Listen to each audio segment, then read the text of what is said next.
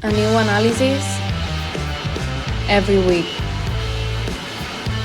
Our experts analyze the teams of the moment. Welcome to TGC Lab. Hello, everyone, and welcome to the Game Changer YouTube channel. One day more, here we are to talk about football. This weekend, we had an incredible game in Premier League. Liverpool won, Manchester City 2, and today we are going to break down a bit the game.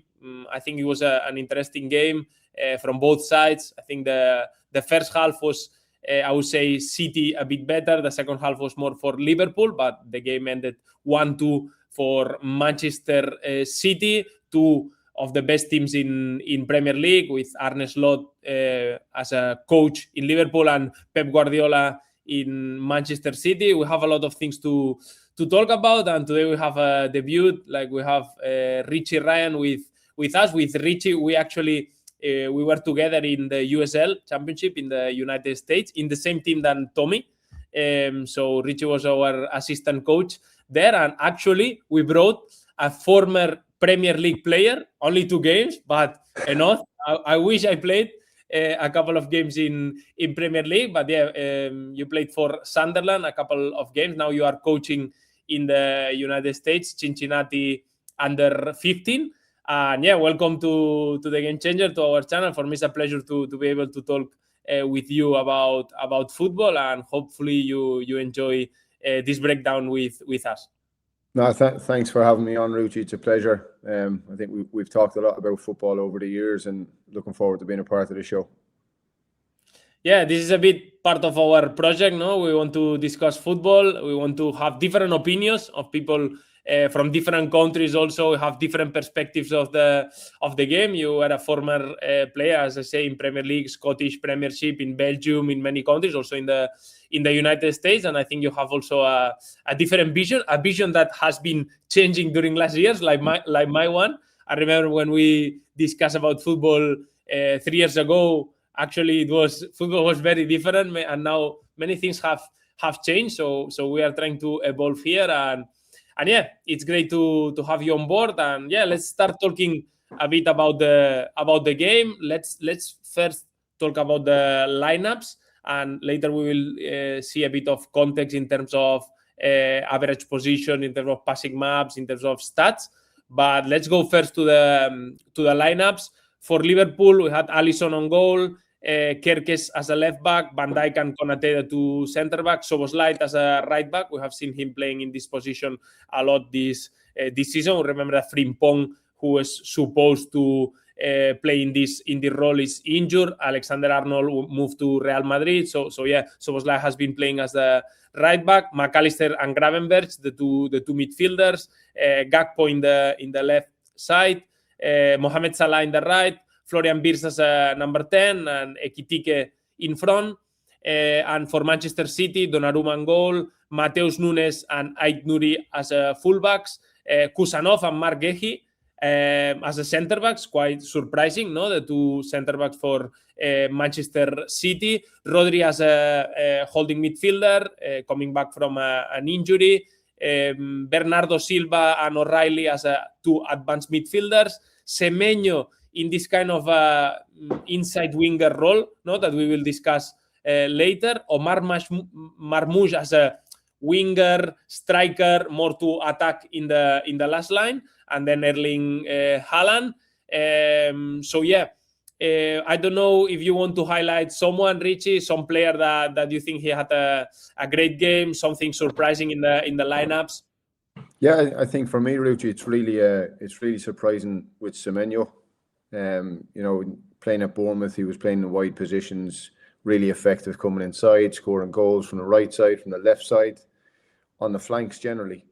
But so far over the last few games, he's been popping up in number 10 positions, which I don't know if that's going to bring the best out in him. But I do think it can be effective when Manchester City play with a lot of numbers inside, counter pressing and all them actions that happen inside, because he has got a good shot from distance and around the edge of the box area. If they can win the ball back in them areas, then it may prove to be effective. But yesterday I was hoping to see him go 1v1 with Kerkez a little bit more. Football is evolving, and we want you to be part of this evolution. We have created a community for people who are passionate about the game and want to reflect on it. Inside the Game Changer, on our platform, you will find clips on collective and individual trends, set-piece actions from teams around the world, matches in tactical camera, monthly talks with professionals, and a space for discussion and reflection about the game among members. Get access to exclusive discounts on our educational courses and additional content. Join the Game Changer using the discount code TGCLab. You will find the link in the description of this video. Yeah. Actually, in the second half, when Cherki came in, Semenyo, we'll talk about this later, but Semenyo moved into Marmoush position. No? So Cherki came in for Marmoush, and then Semenyo played more in this striker role. But it's true that we are seeing quite much Semenyo playing a bit between the lines. Obviously, Jeremy Doku is not there.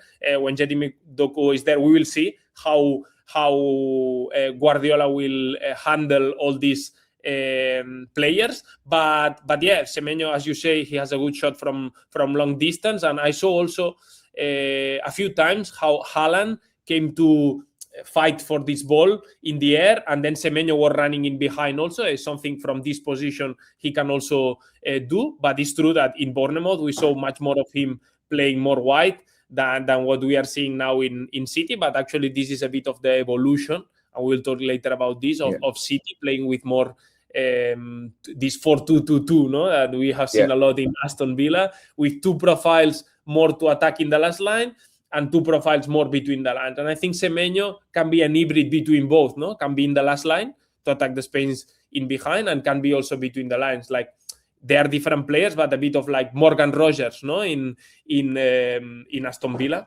Yeah, and I believe Semenyo and even Nico O'Reilly, they both have the athleticism to run beyond the last line. If Marmoush or Haaland are winning the first ball, which City played quite a few direct balls yesterday.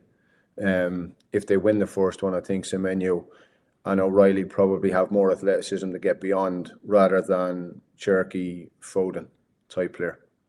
Yeah, that might be one reason, I think, in terms of physicality, in terms of athleticism, as you say, that Guardiola is preferring O'Reilly and not Foden. That might be one reason, because I think in some of the games, what I saw, for example, in the game against Aston Villa, he played with Bernardo Silva, with Cherki, with Foden. I think City was lacking a bit this physicality that nowadays, we like it or not, you need it in Premier League. And actually, these players like Semenyo or O'Reilly, they give you this a bit more this athleticism, this physicality that maybe you need right now. And even Guardiola said in a press conference, now the kind of wingers, no, they are players more like Semenyo, more longer legs, no, more athletic players than it used to be. We like it or not, that's the reality of Premier League right now.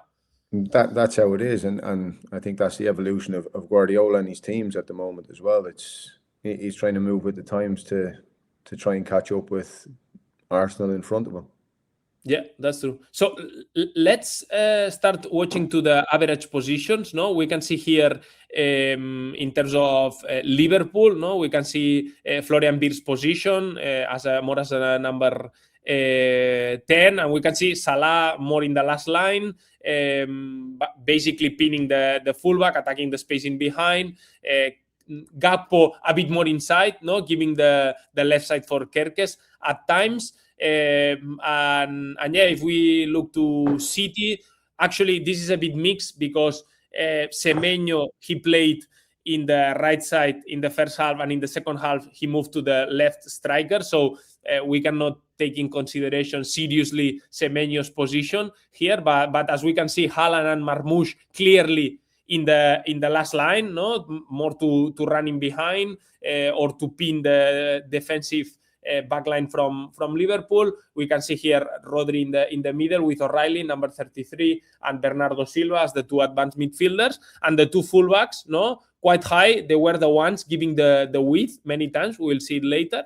And I think something that surprised me quite a lot, it was that Liverpool actually, they didn't make any substitution until minute 85.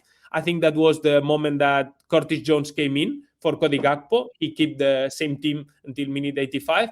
And Manchester City, they made 2 changes in the minute 61. I think Kusanov went off, and then Ruben Dias came in, and also Marmoush came off for Ryan Cherky. No, he came in, and then, as we say, Semenyo moved to the as a striker position, in the striker position.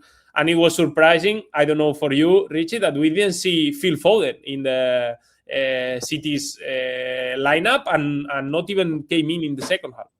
Yeah, it was surprising. The only time I seen Foden was when he was celebrating with Pep at the end, which I think Pep has a tendency to do these things with certain players over the seasons.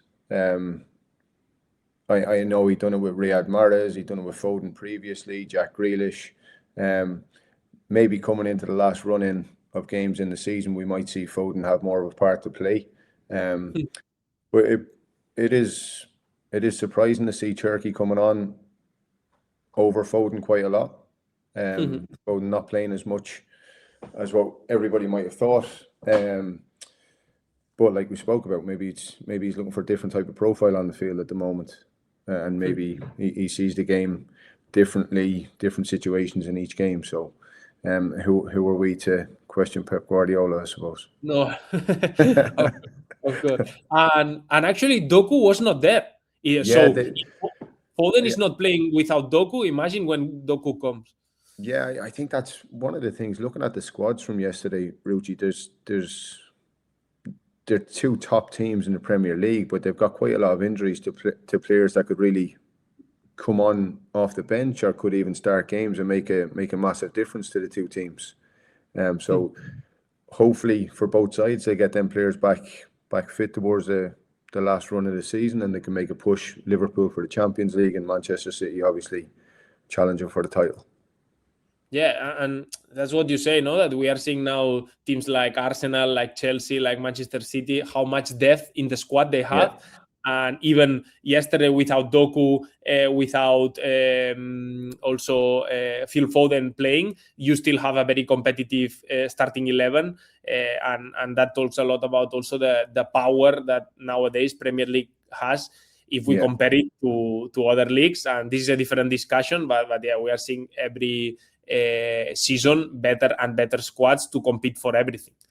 Yeah, I think 2 of the players that stand out injury-wise for me with City, and maybe they'd be able to change a little bit rather than playing a 4-2-2-2, would be Savinho and Doku, because maybe they can give them something different on both sides of the field if that's what's needed in a game.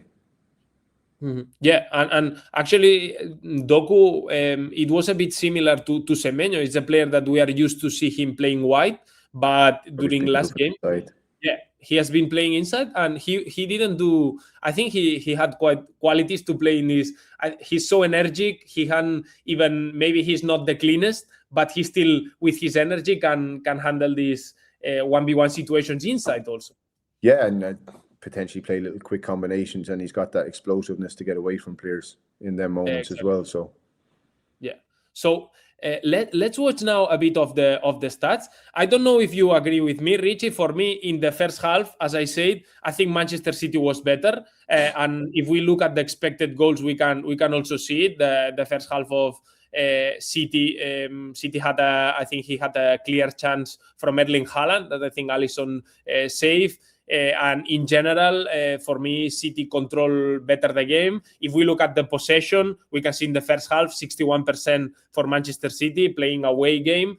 And overall, I would say that City's first half was better. We will talk later about how they press Liverpool. I think that this was very important. But actually, in the second half, it was the opposite. For me, Liverpool was better. They started to control the game, especially the first until the first goal of Szoboszlai. I think Liverpool had many chances. We can see here also in the expected goals after the minute 45 in red from Liverpool. And yeah, actually in the end of the game, then City had the 2 goals. No, that I will not say they are coincidence, no, but the first goal is a bit lucky, no, from I think it's a ball that Cherki tries to put in, goes like someone intercepts, deflection, and Bernardo Silva is there, always there, Bernardo. And actually the second goal, I think it's a good run from Mateus Nunes, actually like a bit of lack of concentration, no, from Liverpool in the last minute. Also Alisson, this is the typical penalty from goalkeepers that when your goalkeeper does it, you say, why? But I totally understand the goalkeeper. It's not easy. You need to take a decision. You need to go or not go. And then when you go, they go full. And it's not easy. But yeah, just wanted to highlight this. The expected goals, I think it shows a bit what the game was. First half for City, second half for Liverpool. Even though the score was at the end for City scored 2 goals in the second half, more than Liverpool. But yeah, also if we look at the long pass share, I think in the first half, City tried to play much more.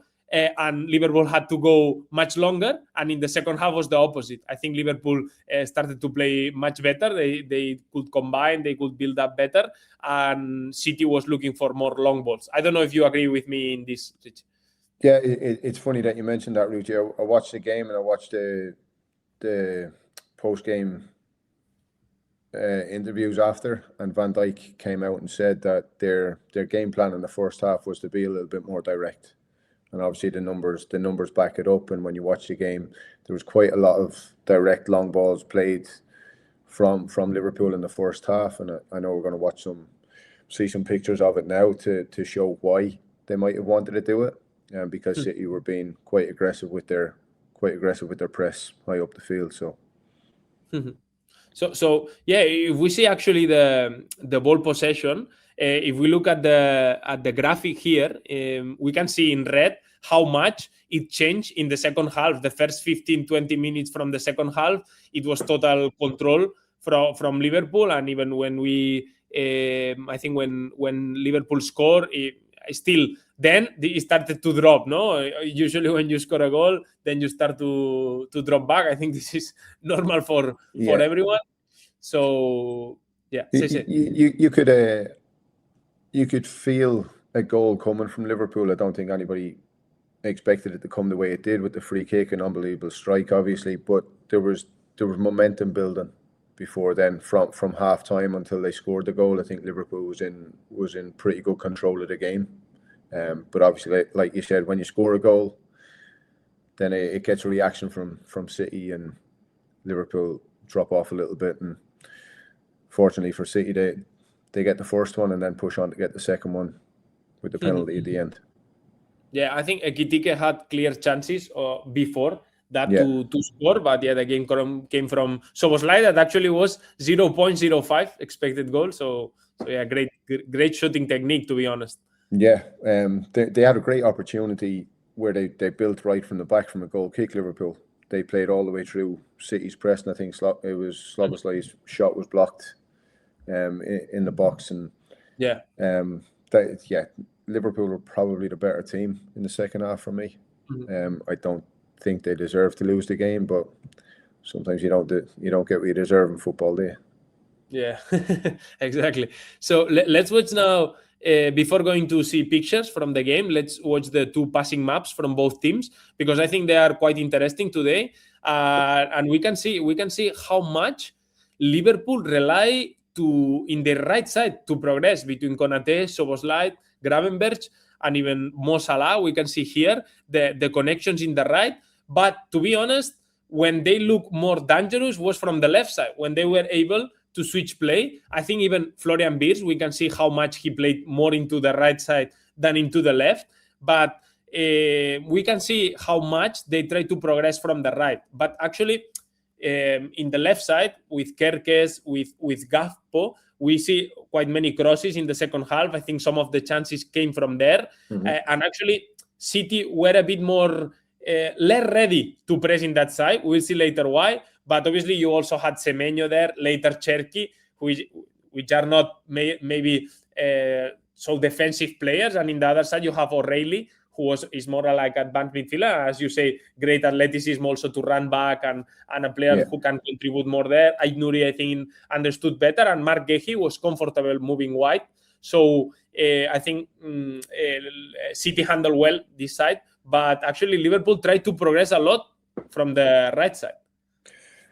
Yeah, I just looking at the pictures, you can tell there's an overload of technical players on that side. Szoboszlai is obviously a midfielder playing at right back, comfortable in possession. Gravenberg drifting across to that area as well, with Wirtz linking up in that area. They're their creative sparks. Obviously McAllister, he can play linking across on that side or central or pushing across to any side. Really, he's the connector for me in the Liverpool team. But if you look at the Gakpo and Ekitike's positioning, and we'll see the pictures in a moment, I think they tie into quite well to what we're going to see and speak about. Maybe City not being as strong defensively on that right side, not having as much cover. Mm-hmm. And let's now watch about City, because it's also quite interesting. I think Marc Guehi had an important game defensively, but also with the ball. I think he was quite important to help City in terms of build up. We can see obviously Kusanov came off in the second half, but anyway, we can see Marc Guehi, the connections with the next lines with Rodri. We can see when Rodri is there, everything goes through Rodri. We can see here in the image like how many passing connections he has. Bernardo, obviously, always he's so important. He drops deep, also plays between the lines. We can see also Semenyo position. We'll see later how he receives some balls between the lines. And it's often we can see also Marmoush and Haaland in the last line. Less, maybe participating less, obviously, but because they are more in a role of pinning the opposition backline and attacking the space in behind. We will see Marmoush, I think he was quite dangerous, attacking the space in behind. But yeah, any takeaway from Manchester City passing map? I think you've touched on it there, Ruxi. Guehi is going to be a phenomenal signing for them. 20 million, I think, is a steal, because he's going to be there for the next number of years, and he's going to be the number one centre back that's going to connect with the midfield like Rodri and so on. But to have somebody with that composure at the back is going to be outstanding for them. What surprises me now is Kusanov playing over Ruben Diaz. Mm-hmm. I think that's quite telling also. Maybe that's a sign of what might be ahead for Manchester City. Kusanov maybe not as clean as what Guehi would be on the ball, but he's got a remarkable recovery pace, mm-hmm. which is obviously really important. We touch on how athletic the Premier League is now. I think that's a massive tool for any centre back to have now, and he's somebody that's probably gained a little bit more trust over the last couple of months from Guardiola to go to Anfield and start the game. I think was quite telling yesterday. Mm-hmm. Yeah, one of the reasons is that nowadays, if you want to press with your fullbacks going higher up, as we will see with Aït-Nouri, Matheus Nunes, you need your centre backs to move wide. And if you need a profile of centre back who is comfortable moving into these zones, no, and he has the pace, the energy to do that, and to recover his position later, the acceleration to do this, and we might see less of these more centre backs that stay more centrally, more to protect the box, and we'll see more of this kind of centre backs that even, for example, Marc Guehi he's not a very tall profile, but anyway he can handle these kind of situations to move wide, because we will see it now in the images, because this one for me was one of the keys of the game, between this kind of chess game between Arne Slot and Pep Guardiola, because we saw Liverpool trying this a lot during the game, trying to overload the right side, as we say. And minute 4, we can see here Gravenberg moving wide, and Van Dijk looking for this ball. And here is what I wanted to highlight, that City actually, their solution was like, okay, let's keep the +1 in our back line. Okay, so if we can keep the +1 in our back line better, we have this 4 against the 3 attackers of Liverpool. But if we need, because someone is moving wide, then Aït-Nouri will step out. And what we were talking, Richie, Then Gehi covered him, and I think he handled very well this duel against Salah. Yeah, I think that's the tools that Gehi has. He obviously played in the back three at Palace, so he was comfortable stepping out into them wide areas. Aït-Nouri being aggressive, stepping out as soon as Wirtz or Gravenberch stepped out into them wide areas, which I think Liverpool had targeted them moments to try and exploit weakness and maybe try and isolate a 3v3 on the back line. And this tended to happen more in the first half, and that corresponded with Liverpool playing a lot more direct balls in the first half, maybe looking to isolate the 3v3 situation. But like you said, Gehi handled it pretty well going 1v1 against Mo Salah, and I think there was one moment on the right side where Liverpool got in on the right side, Manchester City's right side, and Gehi actually ended up getting across and defended 1v1 against Ekitike. Yeah, it's brave. It's brave, but Manchester City need to win games, so they've got to be brave in these games. Yeah. Nowadays, if you want to control more the games, you need to be that brave in the press, take more risks. Sometimes can work, sometimes you can get punished, obviously. But yeah, as we can see here, this is this kind of hybrid press that everyone is talking about. That if you can keep the +1 in the back line, obviously better. But at some point, you will have to go man to man, no? And that's here is another example of this 3v3, no, in the last line for City with Aït-Nouri. First, staying in the back line, but then when he sees Gravenberch moving wide, okay, now I need to help. Because that's his trigger. Because if you put Rodri across, then you open a lot of space in the middle. And I think it's something that in the games between Liverpool and City, Pep suffered in seasons before, that with the advanced midfielders, Liverpool with the advanced midfield, even in Klopp era, they were moving the advanced midfielders wide. Then Rodri had to run a lot out of position, and then inside there's a lot of space. So this is something that City control very well, and we can see in this image again, like same, no? So Florian Wirtz moving wide, Alisson already looking for this ball, and as you can see here, Rodri, you might not want to put Rodri into that zone because then the midfield, it's totally open. We can see the referee there. Usually the referees are where more space is. So yeah, I think overall that was the idea of Liverpool. I think it's also, it makes more sense to give that freedom in the wide area, and if they are successful in the wide area, it's okay because the goal is not in the wide area. If you give them the space in the central area, then it can be more damaging potentially. So yeah, we spoke about this before, but I think in the minute 30, I think Liverpool realized, okay, in the right side we cannot progress. City is pressing as well, no, with this Aït-Nouri stepping out, Gehi moving to Salah wide. So Florian Wirtz started to move to the opposite side, no, to the left side, City's right side. And then I think they created a bit of problems, no? And we have here an example of Wirtz moving wide. He's totally free. No, Konate plays good ball to him, and we can see here how Matheus Nunes steps out. No, this is while once Florian Wirtz received the ball, Matheus Nunes step out. Then Kusanov needs to move wide to take care of Gakpo, and then Ekitike makes a good run. Gehi is a bit late shifting because obviously it's a very fast situation that they are coming from the opposite side.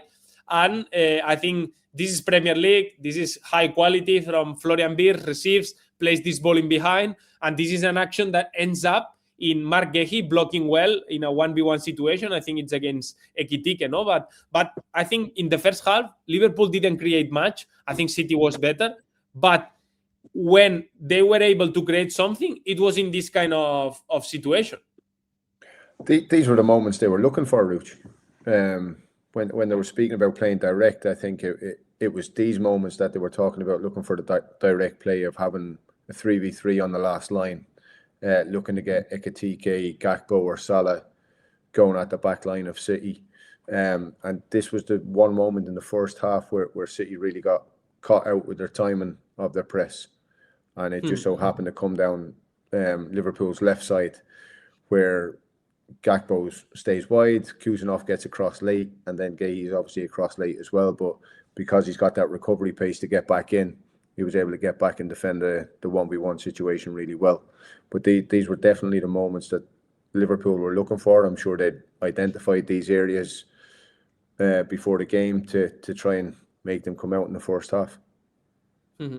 And actually, we didn't see much of this in the left side. We have seen it more in the right side. And here I put an example of what we were talking before. No, the idea of Aït-Nouri stays in the back line, so then we have a 4-3, no, to handle the 3 Liverpool attackers. But if at some point Aït-Nouri needs to step because we need help in this 4v5, then we go man to man. And this is a good example, no, that the ball is being played to Gravenberch, who is in a zone where Bernardo Silva cannot handle. They have like a numerical superiority, and then Aït-Nouri steps, Marc Guehi shifts across, and then they handle it well. I think this was one of the things City did well, but I think if Liverpool tried a bit more in the other side, I don't know what will have happened, because we just saw it a couple of times. Yeah, I think so.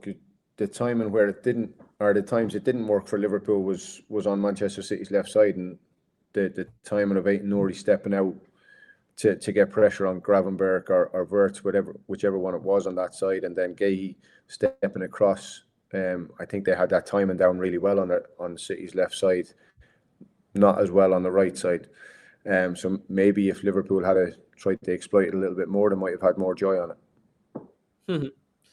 And now if we think in the first half how City looked dangerous, to me it was a bit less in terms of build up, or more like control possession, attacking in the last third. It was more like transitions or situations where Haaland was able to get a second ball, like in this picture, and then Marmoush running behind. I think Liverpool has many problems to defend this kind of centre-back, full-back runs.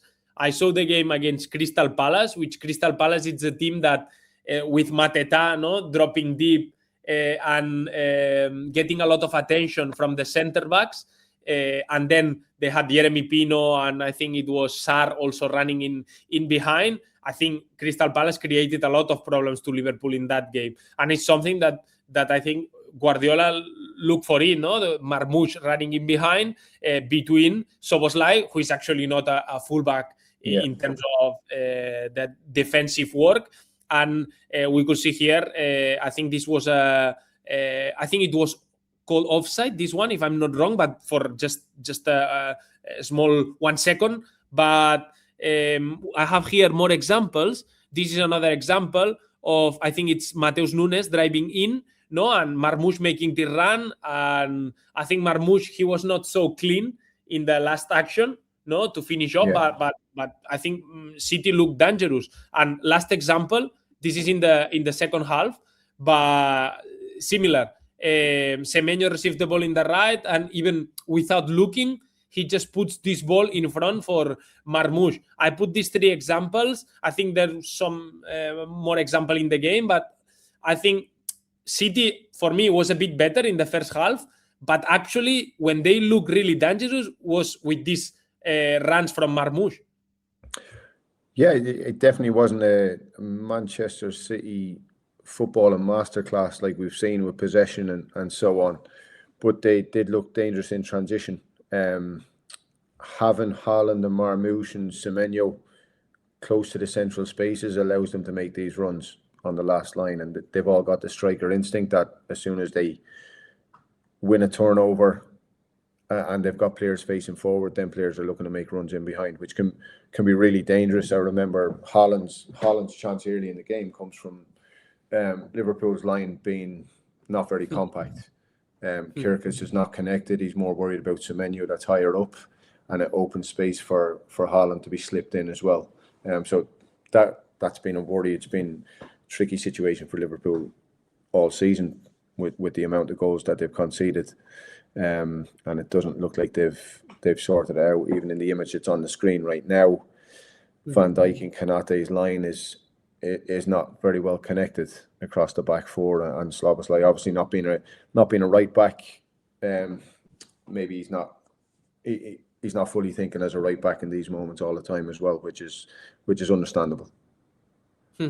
Yeah, I think there has been a lot of criticism into this for Liverpool that actually the two profile of players that they have as a fullback, like Szoboszlai or Kerkez, they are very offensive minded and they struggle in these situations, and I think Liverpool has been caught in transitions or even in situations that the fullback should close in. And for me, it's a problem that, as I say, against Crystal Palace they had. It's a big issue, and if they want to improve in terms of Champions League and in terms of Premier League, this is something that they need to take in consideration, in my opinion. And if we move now to watch Liverpool press, I mean, Liverpool has been pressing quite similar, during this season and also I think last season, that with Salah usually stepping out, to the left centre back, you have Salah higher up if you recover the ball for transitions, and is the fullback, the right fullback. As I say, I think the idea probably for Liverpool was to have Frimpong in this position, who is a player that we saw him in Bayer Leverkusen, who can handle this fullback, like wing back role, that he can step out and play. I remember in Leverkusen, he played in the last line as a winger when attacking, but he was a wing back and he had to recover back. So it's a player who is used to do these efforts. He had good energy. I think in the first couple of games of the season, Ruxi, he was actually in similar positions to this for Liverpool, but obviously he's been hit with injuries, so it's been a stop-start season for him.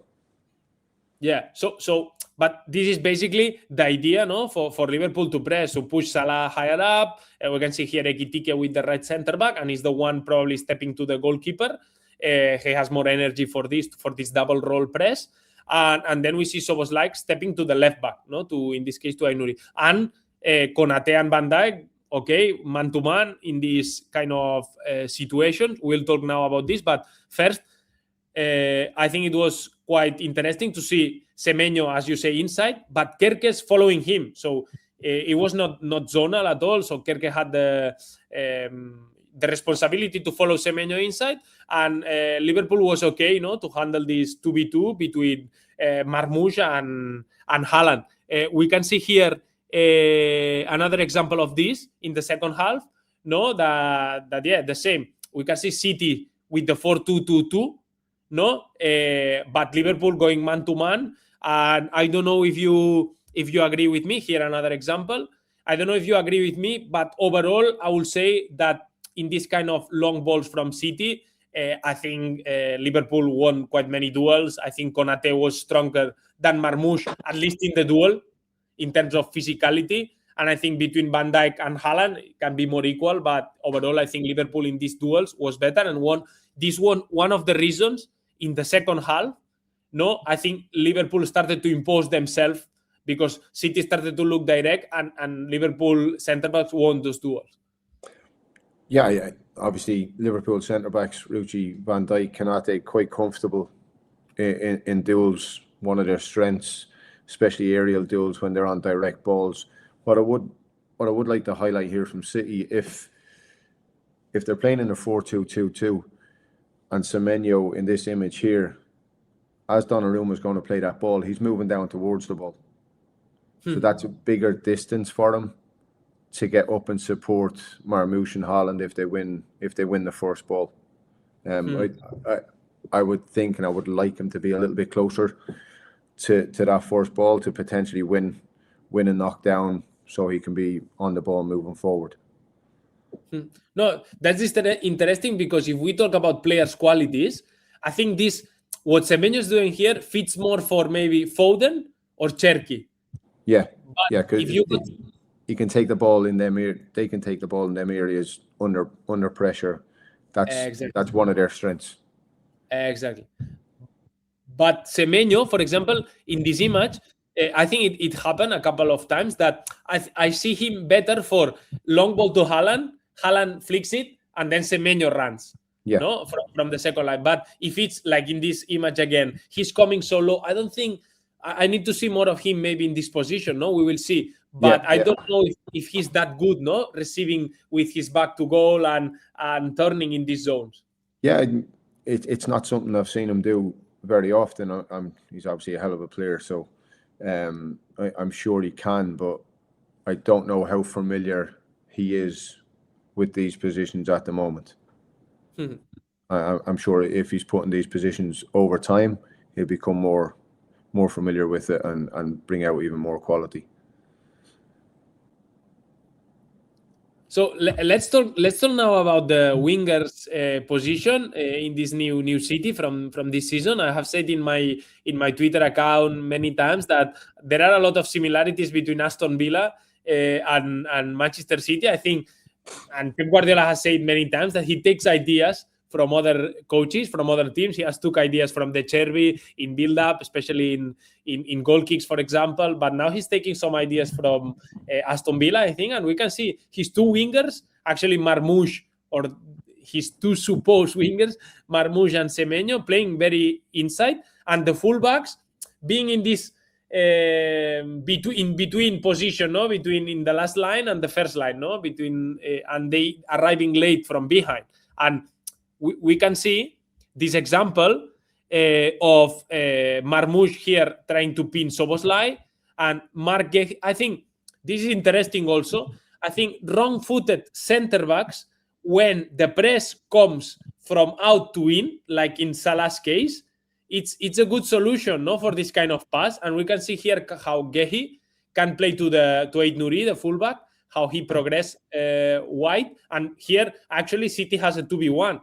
No, and with Marmoush pinning Szoboszlai inside, this was a good way for City to progress, and we have seen this a lot during this season from City. But you were telling to me now before we were recording that we don't really see so much of these inside combinations. Even you are using, like in this picture, two of your wingers inside.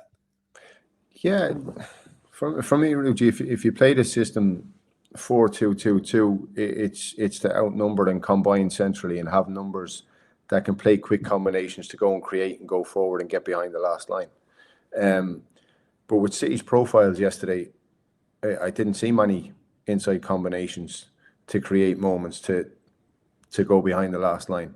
And the problem they had at times was when they were in build-up and it went out to the fullback, because everybody was inside, the fullbacks had to just come back out because they had no width, which is not very traditional for Manchester City and Pep Guardiola's teams, not to have width.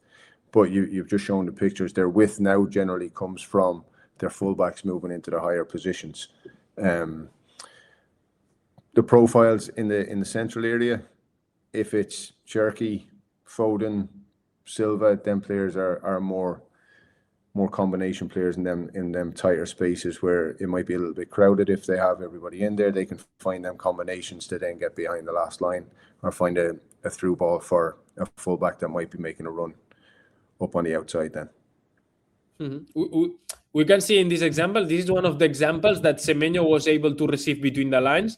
Haaland here pinning actually the back line. I think in this situation, Kerkes didn't follow Semenyo inside, and then Semenyo was able to receive in these zones. I don't remember how this situation ended, but yeah, we were talking about this, that I don't know if Semenyo, how much he can contribute in this position, and if we will see him more in this position or in the last line.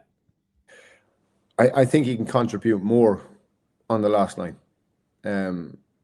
That's my opinion, because if he can get the ball closer to goal, then maybe he can be more effective because of his strike from distance.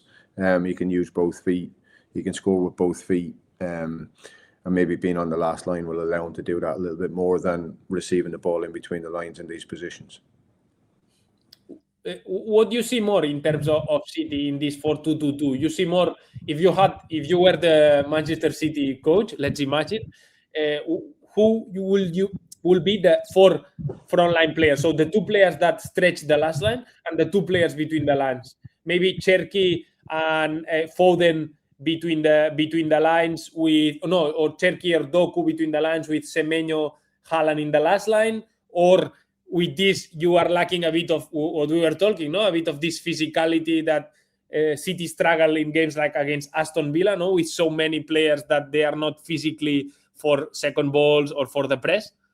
Yeah, I think that's the beauty of the players that City have. Obviously, you go out, you pay a lot of money for Semenyo to come in. I would like to see him on the last line with Haaland, trying to get behind the offensive team, because that's going to occupy the back line. Having them to tempting to run in behind is going to occupy the centre backs, which then may create space underneath. For me, Cherky, Foden, and then maybe if you wanted to galvanise the midfield lower down, your two underneath that could be Rodri and Nico Gonzalez to give it a bit more stability in the middle of the field. Yeah, but they could chop and change that. It could be Cherky, Silva, it could be Foden and Silva, whoever in them two higher up positions. But I think Nico Gonzalez and Rodri could potentially galvanise underneath them to give them a little bit more stability for transition moments. Mm-hmm. So having like two more like holding midfielders, like this, we have seen this version of Rodri also with more freedom, also to be more number 8, and he did well, no? But yeah, to be honest, Guardiola has many solutions, because I'm thinking now that you can use also Doku in the last line, alternating between being wide and attacking this centre back fullback gap, and then Semenyo as you more in this inside position, but to attack the spacing behind. But you can do many things. You have Cherky, you have Foden, you have Bernardo, who can be more like this advanced midfielder who drops deep. Like, I mean, the solutions are many. But maybe this is a problem, Ruxi. Yeah. Because he's been successful by just doing the same for some time. So now he's trying to change a little bit. Maybe it's a transition period for them.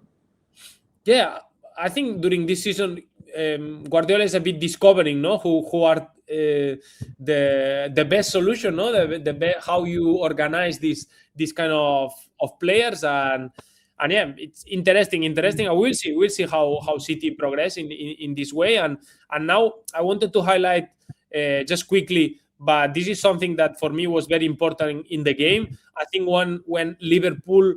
They were able to switch play. No, as we say, they try to progress a lot in the right side, but when they created a lot of danger was when they were able to switch play. We can see here, for example, a good example of this 2v1 with.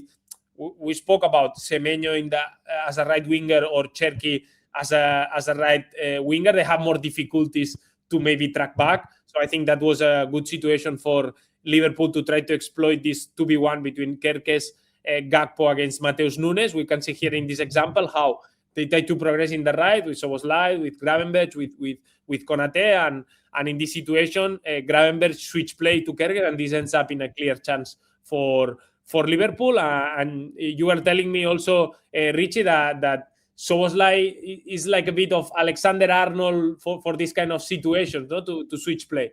Yeah, I think it's quite similar. Ruxi, he's got such a good range of passing, being a midfielder. He can switch the play, no backlift, and switch it 60 yards onto the left foot of Kerkez, no problem. So I think that's a tool Liverpool like to use, similar to what they done when they had Trent Alexander there. And because City defended quite narrow, Kerkez was able to move higher earlier, and then it was a bigger distance for City to have to get out and get back in and defend them, which the two pictures that you've just shown highlight that, whether it's a 60-yard diagonal ball or two passes through the lines on the diagonal as well. No, and even more important, if you think that Aid Nouri is going to step out, he will move wide, they will have to even shift across even more far. Yeah, more distance. And then there's clearly open. If you have an opportunity to switch play, as you say, Szoboszlai can do this. But I think in this kind of situation, having a wrong-footed player in the right side who with his left foot can maybe open his body and put this ball, I think it's something that it's important also. And press-resistant players that they are able to handle this man-to-man and they are able to switch play, which is very difficult, obviously, and even elite players might have difficulties to do so.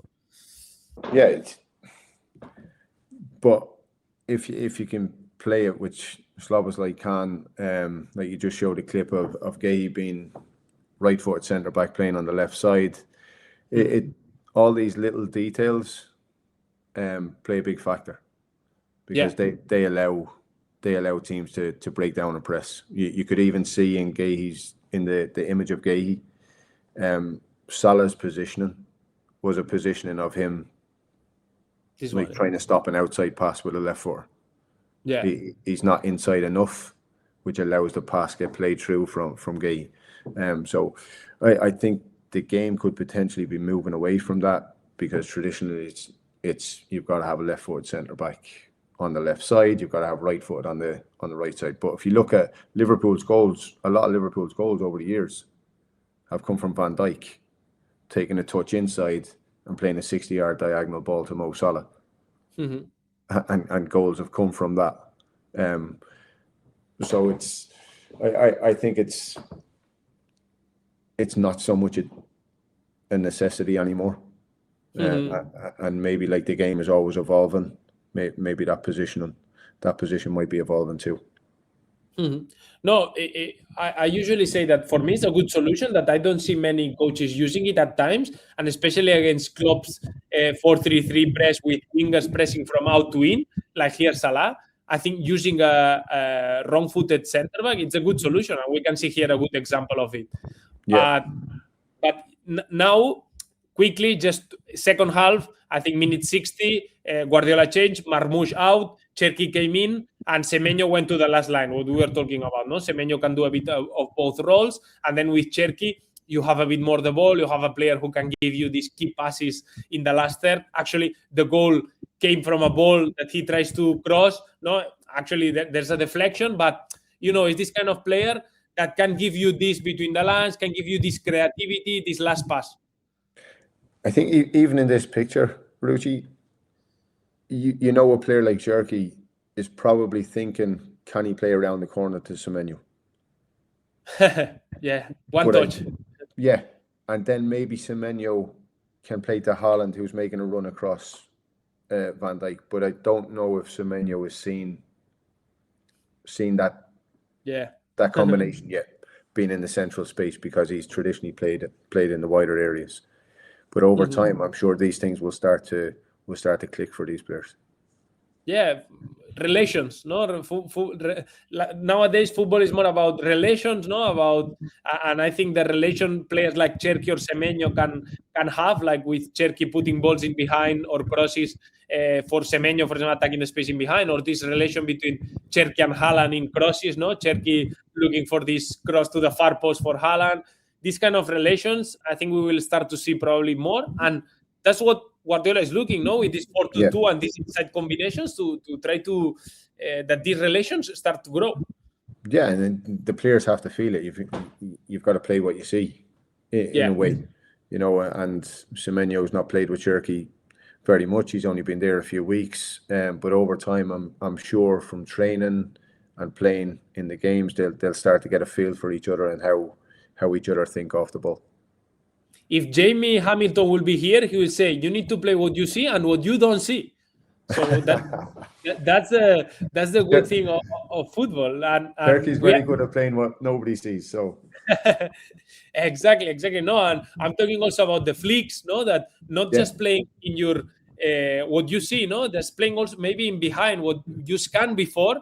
No, and you do this kind of flicks that actually we have a video in our YouTube channel talking about Juventus, about this kind of flicks from Spalletti, that they are using it a lot, and it's very dangerous because defenders don't expect it. No, and players like Cherki, they can do this. I think that's important for attacking players, though, is to have that little piece of individual brilliance and creativity. We can't just manage every moment for them in the game. That's why the attackers are the ones with all the creativity, and the ones we get excited to watch, is because they can make things happen out of nothing. So, yeah. What I think is that you didn't get so excited to watch is this picture, Richie. We can discuss a bit. This is more like it reminds you of your times playing in the Scottish Premiership, probably. Yeah, But it's actually something that City did in the second half a lot. yeah, it was a picture that I couldn't really get my head around. Just with the timing of the game and everything as well, Rugi, it just didn't make sense to me. It's not really what we've been used to seeing over the years with Man City, but the grand scheme of things, they couldn't afford to lose the game yesterday. And with the players they have on the field and what we've just spoken about with the direct play and maybe getting a flick on for Semenyo or Holland to get a run in behind, potentially these moments can win or lose you the game, you know. But to be honest, if there's one stadium that push you when they press, and actually in this, I think in minute 60, City was struggling already. Liverpool were pushing them in the high press, where like they didn't allow them to go out. And there are some moments of the game that I guess that you have to do this, and if there's one scenario that you might do it is in Anfield, and this is clear, no? But it's true that nowadays we are seeing it more and more in many teams. Yeah, I think the game is going around in circles, isn't it? It's evolved again, and these moments are becoming big. It's a set piece, basically. Teams are probably training them during the week to be prepared for these moments, and if we win the first ball, making sure we have bodies around to win the second ball to try and gain control higher up the field, because there's a lot at stake. There's a lot at stake for these clubs. So these moments are really important. So yeah, to close, what is your opinion about just to shortly about both teams? Do you see City being able to challenge for the league, or do you see right now Arsenal stronger? And how you see the Liverpool progression? I think they had a very bad time in the first game, where even Slot's position was under a lot of criticism. They were even saying some reports saying that might be out, but now I think they found a bit of some results, and now the situation is more stable in Liverpool. But yeah, do you see Liverpool progressing? Do you see City challenging for the league, or still difficult? I think it was a massive result yesterday for Manchester City, to potentially build momentum off it, and just let Arsenal know we're not leaving, we're not going away. To get that win right at the death. I do feel as though they're in a transition period, with how they're playing. Obviously, they've brought in some new players. It takes time to bed into the Premier League, and not just the Premier League, but playing for Pep Guardiola and playing for a club that's been as successful as Manchester City has. I think Arsenal will hold on at the top of the league and win the Premier League this season. Liverpool, I'm happy that they stuck with Arne Slot, because I think a lot of big clubs are too quick to write somebody off. And I think what he's done for the club since he came in last year, won the Premier League with them in his first season, he deserves time. And there's been a lot of change at that club as well. And with change takes time. They brought in a lot of new players as well, and they're trying to find their new way of playing with some new players in the team. They've had some injuries to players that they brought in, like Isak and so on. So it's a transition season for them as well. I'm sure if Arne Slot doesn't win games next season, then it'll be a different story. But I'm glad that a club the size of Liverpool has stuck with him. Yeah, I agree. I think both teams they are in this transition. It's difficult to think of them winning the league. I think right now for me, Arsenal is also stronger. We can discuss about Arsenal attacking problems maybe in the last term, but anyway, Arsenal is a very complete team, and right now I see them much better than Liverpool and City. But we'll see. This is football, as you say. Man City might build momentum, and yeah, to finish, like remember. we want to remind everyone to help us to keep progressing in YouTube, to give us a like, to give us a subscription. That helps us to our project to progress. That we have a coaching community with many people from all over the world, that we share clips in Tactical Cam about individual, collective, and set piece trends. Also, I don't know if Arteta might be in our community, but might be taking ideas from Serie B, from Italy, from many different leagues. But yeah, actually, I don't know Arteta, but we have many coaches from all over the world. And yeah, it was fantastic to discuss about football with you, Richie. It was your debut, but it looked like you have been with us for 10 years. Like you are used to talk about football, and no, it was not a problem for you. I didn't see you nervous today. Pressures for tires, Ruxi. I like to talk about football. That's nice. We hope to have you soon. Maybe also you can partner with Jamie and with Tommy. That it will be great discussions. And yeah, thank you for having you on board today. See you guys. Look forward to the next time. Thank you. If you have passion for the game and you like this kind of content, don't forget to give us a like and subscribe to our channel. It helps us to keep growing. Thank you.